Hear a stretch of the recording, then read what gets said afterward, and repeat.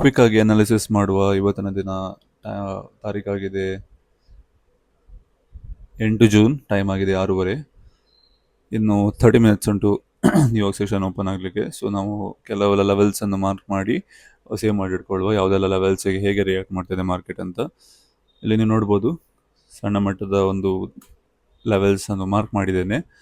ಇವತ್ತಿನ ದಿನದ trend clear ಆಗಿ ಡೌನ್ ಸೈಡ್ ಇತ್ತು, ಆದರೆ ಒಂದು ಸ್ಟ್ರಾಂಗ್ ಪುಲ್ ಬ್ಯಾಕ್ ಟ್ರೈ ಮಾಡ್ತಾ ಉಂಟು. ಆದರೂ ಕೂಡ ಇನ್ನೂ ಕೂಡ ನಾನು ಬೇರಿಶಲ್ಲೇ ಇದ್ದೇನೆ, ಬೇರಿಶ್ ವ್ಯೂವಲ್ಲೇ ಮಾರ್ಕೆಟನ್ನು ನೋಡ್ತಿದ್ದೇನೆ. ಯಾಕೆಂದರೆ ಫಸ್ಟ್ ಆಗಿ ನೀವು ನೋಡ್ಬೋದು, ಈ ಲೆವೆಲನ್ನು ಮಾರ್ಕ್ ಮಾಡಿದ್ದೇನೆ. ಇದು ರೆಸಿಸ್ಟೆನ್ಸ್, ಇವತ್ತಿನ ಕ್ರಿಟಿಕಲ್ ರೆಸಿಸ್ಟೆನ್ಸ್, ಇದೊಂದು ಸಪೋರ್ಟ್ ಅಂತ ಹೇಳ್ಬೋದು. ಓಕೆ, ಸೊ ಯಾಕೆ ನಾನು ಇದು ಮಾರ್ಕ್ ಮಾಡಿದ್ದೇನೆ ಅಂತ ನಾನು ಎಕ್ಸ್ಪ್ಲೇನ್ ಮಾಡ್ತೇನೆ. ಸೊ 30 ಮಿನಿಟ್ಸ್ ಪ್ರಕಾರ ಇದೊಂದು ಟ್ರೆಂಡಲ್ಲಿ ಒಂದು ಸ್ಟ್ರಾಂಗ್ ಡೌನ್ ಸೈಡ್ ಬಂದಿದೆ, ಮತ್ತು ಒಂದು ಅಪ್ ಸೈಡ್ ಒಂದು ರಿಜೆಕ್ಷನ್ ಕೊಟ್ಟಿದೆ, ಮತ್ತು ಮಲ್ಟಿಪಲ್ ಟೈಮ್ ರಿಜೆಕ್ಷನ್ ಕೊಟ್ಟಿದೆ ಸಪೋರ್ಟಲ್ಲಿ, ಮತ್ತು ವಾಪಸ್ ಒಂದು ಮೇಲೆ kind of a fake breakout ಕೊಟ್ಟು ಡೌನ್ ಸೈಡ್ ಬಂದು ಲೋವರ್ ಹೈ ಮಾಡಿ ಮಾರ್ಕೆಟ್ ವಾಪಸ್ ಅಲ್ಲಿಂದ ರಿಬೌನ್ಸ್ ಕೊಟ್ಟಿದೆ. ಓಕೆ, ಹಾಗಾಗಿ ಇದೊಂದು ಇಂಪಾರ್ಟೆಂಟ್ ಲೆವೆಲ್. ಈಗ ನನಗೆ ಈ ಲೆವೆಲ್ ನಾನು ಮಾರ್ಕ್ ಮಾಡಿದ್ದಾನಲ್ಲ, ಈ ರೆಸಿಸ್ಟೆನ್ಸ್ ಒಂದು ಇಂಪಾರ್ಟೆಂಟ್. ಯಾಕಂದರೆ ಇಲ್ಲಿ ನೋಡ್ಬೋದು ನೀವು, ಮಾರ್ಕೆಟ್ ಸ್ವಲ್ಪ ಸ್ಲೋ ಆಗಿದೆ. ಓಕೆ, ಗೋಲ್ಡ್ ಈಗ ಸ್ಲೋ ಆಗಿ ರಿಯಾಕ್ಟ್ ಮಾಡ್ತಾ ಉಂಟು. ಮತ್ತು ಈಗ 7 ಗಂಟೆ ಆಗಲಿಕ್ಕೆ ಅರ್ಧ ಗಂಟೆ ಉಂಟು. ಅರ್ಧ ಗಂಟೆಯಲ್ಲಿ ಮೋಸ್ಟ್ಲಿ ಇಲ್ಲಿಂದ ಒಂದು ಮೇ ಬಿ ಹೇಳಲಿಕ್ಕೆ ಆಗೋದಿಲ್ಲ, ಇದೊಂದು ಲಿಕ್ವಿಡಿಟಿ ಸಿಪ್ ಮಾಡಿ ಕೆಳಗೆ ಬರುವ ಚಾನ್ಸಸ್ ಹೈ ಉಂಟು. ಆದರೂ ಕೂಡ ನಾವು ಇಲ್ಲಿ ವೆಯ್ಟ್ ಆ್ಯಂಡ್ ವಾಚ್ ಮಾಡಿ ನೋಡಬೇಕು ಹೇಗೆ ರಿಯಾಕ್ಟ್ ಮಾಡ್ಬೋದು ಅಂತ. ಓಕೆ, ಸೊ ಇಲ್ಲಿ ನೀವು ನೋಡ್ಬೋದು, ಈ ಲೆವೆಲಿಗೆ ಸ್ಲೈಟಾಗಿ ಟಚ್ ಆಗಿ ಒಂದು ಡೌನ್ ಸೈಡ್ ಬಲ್ಲಿಗೆ ಟ್ರೈ ಮಾಡ್ತಾ ಉಂಟು ಈಗ. ಓಕೆ, ಸೊ 15 ಮಿನಿಟ್ಸಲ್ಲಿ ಒಮ್ಮೆ ನೋಡುವ. ಓಕೆ, ಕ್ಲಿಯರ್ ಇಲ್ಲ ಆದರೂ ಕೂಡ ನಾನು ಟ್ರೇಡ್ ತಗೊಳ್ಳೋದಿಲ್ಲ ಯಾವುದೇ ಟೈಪ್ ಇದು ಈಗ.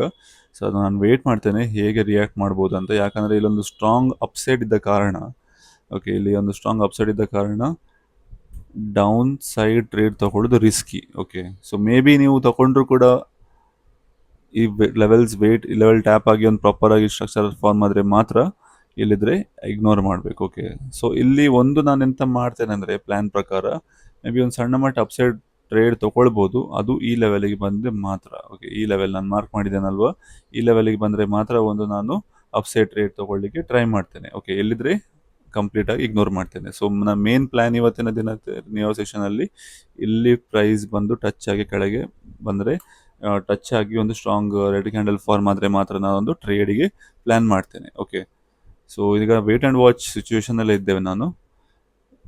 ಯಾಕಂದರೆ ಅರ್ಧ ಗಂಟೆಯಲ್ಲಿ ಗೊತ್ತಾಗ್ತದೆ ಮಾರ್ಕೆಟ್ ಹೇಗೆ ರಿಯಾಕ್ಟ್ ಮಾಡ್ತದೆ ಮತ್ತು ಯಾವ ಟ್ರೇಡ್ ತೊಗೊಳ್ಬೋದು ಅಂತ.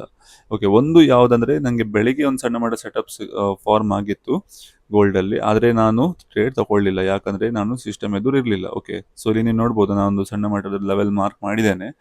ಯಾಕೆ ಈ ಲೆವೆಲ್ ಮಾರ್ಕ್ ಮಾಡಿದ್ದೆ, ಹೇಗೆ ಫಾರ್ಮ್ ಆಯ್ತಂದರೆ, ಓಕೆ ತೋರಿಸ್ತೇನೆ ನೋಡಿ.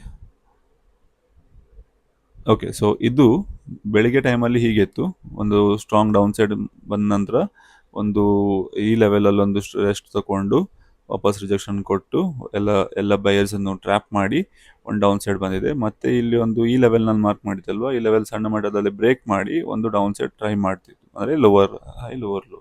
ಓಕೆ, ಮತ್ತೆ ವಾಪಸ್ ಪ್ರೈಸ್ ಮೇಲೆ ಬಂದು ಈ ಲೆವೆಲ್ಗೆ ಟಚ್ ಮಾಡಿ ಕೆಳಗೆ ಬಂದಿದೆ. ಓಕೆ, ಸೊ ಈ ಲೆವೆಲ್ ಇಂಪಾರ್ಟೆಂಟ್ ಲೆವೆಲ್ ಆಗಿತ್ತು, ಈ ಲೆವೆಲ್ ಉಂಟಲ್ವ ಇಂಪಾರ್ಟೆಂಟ್ ಲೆವೆಲ್ ಆಗಿತ್ತು. ಓಕೆ, ಸೊ ಇಲ್ಲಿ ಹೀಗೆ. ಓಕೆ, ಸೊ ಹೀಗೆ ಆದ ನಂತರ ಒಂದು ಮಾರ್ಕೆಟ್ ಎಂತ ಆಯ್ತಂದರೆ, ಇಲ್ಲೊಂದು ಸ್ಟ್ರಾಂಗ್ ರೆಡ್ ಕ್ಯಾಂಡಲ್ ಫಾರ್ಮ್ ಆಗಿ ಒಂದು ಪುಲ್ ಬ್ಯಾಕ್ ಕೊಟ್ಟಿತ್ತು. ಓಕೆ, ಹಾಗಾಗಿ ನನ್ನದೊಂದು ಗೋಲ್ಡ್ ಸೆಟಪ್ ಆಕ್ಟಿವೇಟ್ ಆಯ್ತು ಇಲ್ಲಿ. ಓಕೆ, ಹೀಗೆ ಕೂಡ ನಾನು ಮಾರ್ಕ್ ಮಾಡಿ ಇಟ್ಕೊಂಡ್ರು ಕೂಡ ಒಂದು ಸಣ್ಣ ಮಟ್ಟದ ಲಿಕ್ವಿಡಿಟಿ ಸಿಪ್, ಆದರೂ ಕೂಡ ಲಿಕ್ವಿಡಿಟಿ ಸಿಪ್ ಒಂದು ಕ್ಲಿಯರಾಗಿ ಅಬ್ಸರ್ವ್ ಮಾಡಬೇಕು. ಲಾಸ್ಟ್ ವೀಕಲ್ಲಿ ಕೂಡ ಒಂದು ಸಿನಾರಿಯೋ ಆಗಿತ್ತು, ನಾನೊಂದು ವೀಡಿಯೋದಲ್ಲಿ ಎಕ್ಸ್ಪ್ಲೇನ್ ಮಾಡಿದ್ದೆ. ನೈಟ್ ಅಂದರೆ 10 ಗಂಟೆ ನಂತರ ಒಂದು ಟ್ರೇಡಲ್ಲಿ ಫಾರ್ಮ್ ಆಗಿತ್ತು. ಓಕೆ, ಸೊ ಇಂಪಾರ್ಟೆಂಟ್ ಎಂತ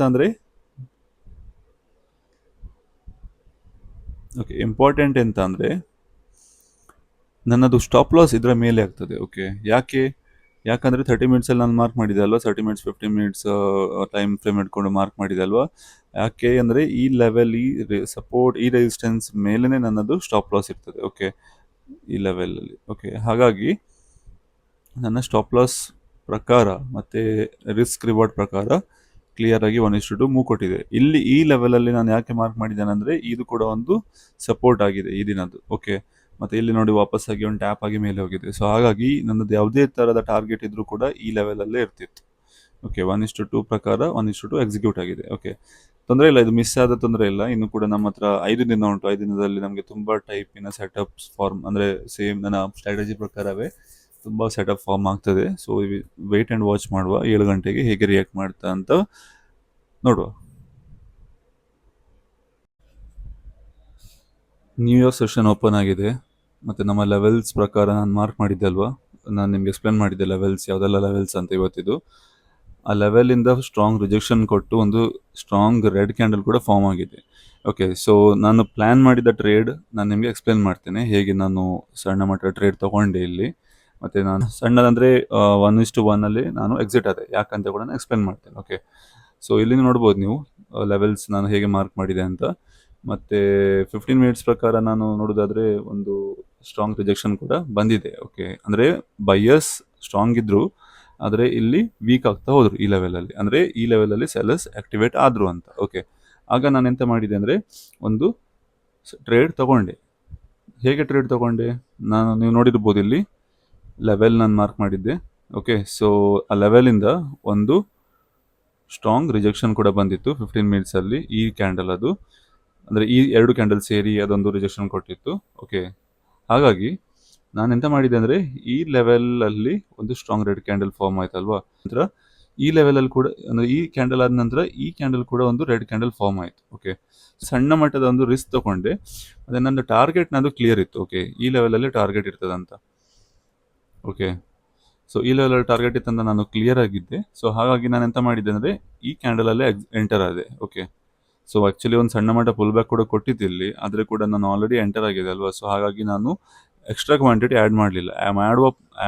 ಆ್ಯಕ್ಚುಲಿ ಕ್ವಾಂಟಿಟಿ ಆ್ಯಡ್ ಮಾಡುವ ಪ್ಲ್ಯಾನಲ್ಲಿ ಇದ್ದೆ, ಆದರೆ ನಾನು ಕ್ವಾಂಟಿಟಿ ಆ್ಯಡ್ ಮಾಡಲಿಲ್ಲ. ಯಾಕಂದರೆ ಟ್ರೆಂಡ್ ಸ್ವಲ್ಪ ಅಪ್ಸೈಡ್ ಇತ್ತಲ್ವಾ. ಸೊ ಹಾಗಾಗಿ ಸ್ವಲ್ಪ ಅಷ್ಟು ಕ್ಲಾರಿಟಿ ಇತ್ತು, ಆದರೆ ಕೂಡ ಅಷ್ಟು ಶೋರ್ ಇರಲಿಲ್ಲ. ನಾನು 100% ಶೋರ್ ಇರಲಿಲ್ಲ. ಓಕೆ, ಸೊ ಮತ್ತೆ ನಾವು ಹೇಳಲಿಕ್ಕೆ ಹೋಗೋದಿಲ್ಲ 100% ಶೋರ್ ಇರೋದಿಲ್ಲ ಮಾರ್ಕೆಟಲ್ಲಿ ಮೂವ್ ಆಗ್ತದೆ ಅಂತ. ಆದರೆ ಪ್ರೊಬಬಿಲಿಟಿ ಪ್ರಕಾರ ನಾವು ಪ್ಲ್ಯಾನ್ ಮಾಡಬೇಕು, ಮತ್ತು ನಮ್ಮ ರಿಸ್ಕ್ ಪ್ರಕಾರ ಕೂಡ ಪ್ಲ್ಯಾನ್ ಮಾಡಬೇಕು. ಓಕೆ, ಸೊ ನಾನು ಎಂತ ಮಾಡಿದೆ ಅಂದರೆ ಸಣ್ಣ 0.01 ಲಾಟಲ್ಲಿ ಎಂಟರ್ ಆದೆ. ಓಕೆ, 0.01 ಲಾಟ್ ಎಂಟರ್ ಆದೆ. ನಂದು ಇದು ರಿಸ್ಕ್ ಎಷ್ಟಿತ್ತಂದರೆ ರಿಸ್ಕ್ $16 ಇತ್ತು. ಓಕೆ, $16 ಇತ್ತು. ಇಲ್ಲಿ SL ಇತ್ತು, ಇಲ್ಲಿ ಎಂಟರ್ ಆದೆ, ಇಲ್ಲಿ ಎಕ್ಸಿಟ್ ಆದರೆ ಅಂದರೆ 1 ಇಲ್ಲಿ ಇತ್ತಲ್ವಾ. ಸೊ ಹಾಗಾಗಿ ನಾನು ಇದು ಸ್ಟಾಪ್ ಲಾಸ್ ಇತ್ತು, ಇದು ನಂದು ಎಕ್ಸಿಟ್ ಇತ್ತು. ಓಕೆ, ಆಲ್ರೆಡಿ ಪ್ಲ್ಯಾನ್ ಮಾಡಿದ್ದೆ. ಸೊ ಹಾಗಾಗಿ 1:1 ತೊಗೊಂಡು ನಾನು ಎಕ್ಸಿಟ್ ಆದೆ ಈ ಲೆವೆಲಿಂದ. ಓಕೆ, ಸೊ ಅದು ಇವತ್ತಿನ ಟ್ರೇಡ್ ನಾನು ತಗೊಂಡದ್ದು. ಸೊ ಇಲ್ಲಿ ನೀವು ನೋಡ್ಬೋದು ಕ್ಲಿಯರ್ ಆಗಿ ಸ್ಟ್ರಾಂಗ್ ರಿಜೆಕ್ಷನ್ ಕೂಡ ಮಲ್ಟಿಪಲ್ ಕ್ಯಾಂಡಲ್ ಫಾರ್ಮೇಷನ್ ಆಗಿದೆ. ಕ್ಲಾರಿಟಿ ಇಲ್ಲ ಇಲ್ಲಿ ಕೂಡ. ಮೋಸ್ಟ್ಲಿ ಇಲ್ಲಿಂದ ಅಪ್ಸೈಡ್ ಬರುವ ಚಾನ್ಸಸ್ ತುಂಬ ಹೈ ಉಂಟಂತ ಎನಿಸ್ತಾ ಉಂಟು ನನಗೆ. ಓಕೆ, ಹಾಗಾಗಿ ನಾನು ಇಲ್ಲಿ ಎಕ್ಸಿಟ್ ಆದದ್ದು, ಅದರಿಂದ ನಾನು ಎಕ್ಸಿಟ್ ಆದದ್ದು. ಓಕೆ, ಯಾಕಂದರೆ ಇಲ್ಲಿ ನೀವು ನೋಡಿರ್ಬೋದು ತುಂಬ ರಿಜೆಕ್ಷನ್ ಆಗಿ ಒಂದು ಬೌನ್ಸ್ ಬ್ಯಾಕ್ ಕೂಡ ಕೊಟ್ಟಿದೆ ಅಲ್ವಾ. ಹಾಗಾಗಿ ನಾನು ಇಲ್ಲೇ ಎಕ್ಸಿಟ್ ಆದೆ, ಈ ಲೆವೆಲಲ್ಲಿ ಎಕ್ಸಿಟ್ ಆದೆ.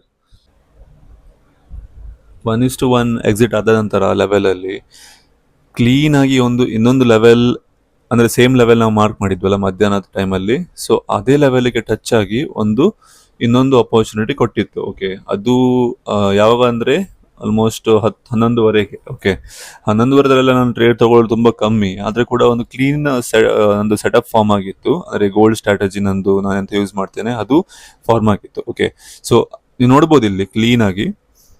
ಓಕೆ, ಸೊ ಆ್ಯಕ್ಚುಲಿ ನಾನು ರೇಟ್ ಮಾಡೋದಾದರೆ ಫಸ್ಟ್ ಮತ್ತು ಸೆಕೆಂಡ್ ಟ್ರೇಡ್ ತೊಗೊಂಡದ್ರಲ್ಲಿ ಇದು ಟ್ರೇಡ್ ಮಚ್ ಬೆಟರ್ ಇತ್ತು. ಓಕೆ, ಯಾಕಂದರೆ ಇಲ್ಲಿ ನಿಮಗೆ ರಿಜೆಕ್ಷನ್ ಕೊಟ್ಟಿತ್ತು. ಓಕೆ, ಆದರೂ ಕೂಡ ಇಲ್ಲಿ ಒಂದು ಡೌನ್ ಸೈಡ್ ಹೋಗುವ ಚಾನ್ಸಸ್ ತೋರಿಸ್ತಿತ್ತು ಮಾರ್ಕೆಟ್. ಓಕೆ, ಯಾಕಂದರೆ ಇಲ್ಲಿ ನೋಡ್ಬೋದು ನೀವು ಕ್ಲೀನಾಗಿ ಒಂದು ರೆಡ್ ಕ್ಯಾಂಡಲ್ ಫಾರ್ಮ್ ಆಗಿತ್ತು. Okay, rejection candle. ಸೊ ಹಾಗಾಗಿ ನನ್ನ ಥಾಟ್ ಪ್ರೊಸೆಸ್ ಎಂತ ಇತ್ತಂದರೆ ರಿಜೆಕ್ಷನ್ ಕೊಟ್ಟಾಯಿತು ಮತ್ತು ಒಂದು ಡೌನ್ ಸೈಡ್ ಕೊಡ್ತಾ ಅಂತ ನಾನು ಅಸ್ಯೂಮ್ ಮಾಡಿದ್ದೆ. ಓಕೆ, ಹಾಗಾಗಿ ನಾನು ಇದು ಟ್ರೇಡ್ ತೊಗೊಂಡೆ. ಓಕೆ, ಅದು ಕೂಡ ತೊಂದರೆ ಇಲ್ಲ, ನನಗೆ 2 ಟ್ರೇಡ್ ಕೂಡ ಸಿಕ್ಕಿತು.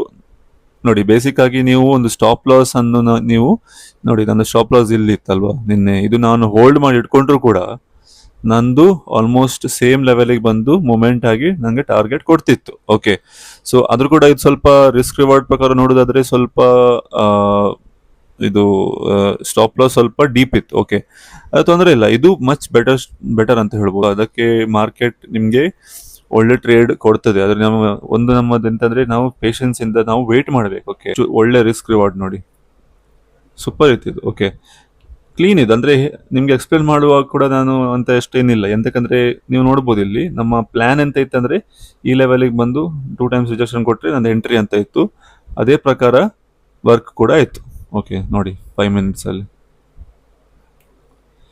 ನೋಡಿ ಎಷ್ಟು ಕ್ಲೀನ್ ಟ್ರೇಡ್, ಇದು ಎಷ್ಟು ಬೆಸ್ಟ್ ಟ್ರೇಡ್ ನೋಡಿ. ಇದು ಮತ್ತೆ ಇದು ಕಂಪೇರ್ ಮಾಡಿದ್ರೆ ಇದು ಸೂಪರ್ ಟ್ರೇಡ್.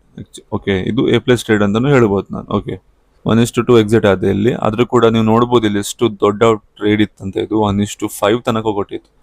ಓಕೆ, ಆದ್ರೂ ಕೂಡ ಅದು ಹೋಲ್ಡ್ ಮಾಡಿ ನಾವು ಹೋಲ್ಡ್ ಮಾಡಿದ್ರೆ ಮೋಸ್ಟ್ಲಿ ಬೆಳಿಗ್ಗೆ 5 ಗಂಟೆ ತನಕ. ಸೊ ಇಷ್ಟು ದೊಡ್ಡ ನಾನು ಟ್ರೇಡ್ ಯಾವತ್ತು ಹೋಲ್ಡ್ ಮಾಡುದಿಲ್ಲ.